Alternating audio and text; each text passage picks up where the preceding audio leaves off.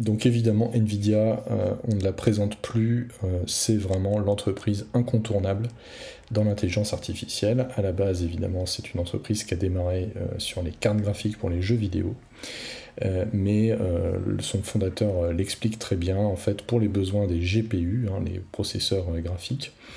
La grande différence avec les CPU, c'est que ce sont des processeurs capables de faire des calculs en parallèle.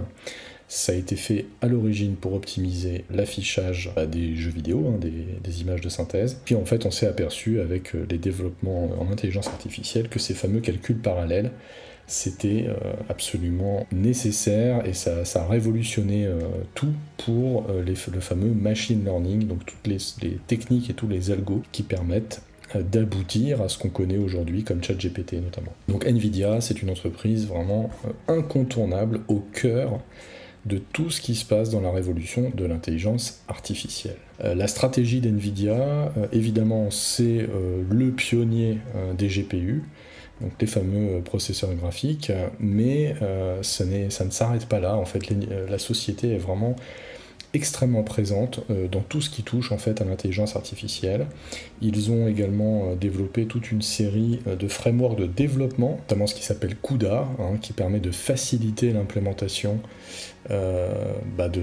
d'algorithmes en fait de machine learning sur leur GPU. Donc il y a tout un écosystème pour les développeurs. Il y a toute une catégorie en fait des travaux d'Nvidia qui sont faits sur par exemple la simulation du monde physique, ce qui va permettre d'entraîner des IA spécialisées pour la robotique ou pour même la conduite autonome des voitures. Donc en fait, Nvidia est en train de se positionner à tous les niveaux fondamentaux pour l'intelligence artificielle, industrielle, un peu à tous les niveaux. Donc c'est vraiment une société qui semble vraiment incontournable pour un investisseur long terme.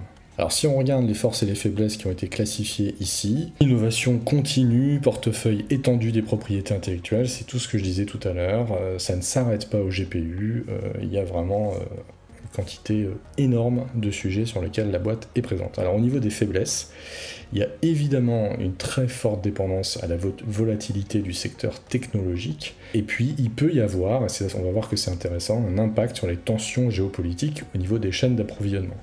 C'était justement le cas quand Trump a annoncé des tarifs douaniers extrêmement forts contre la Chine.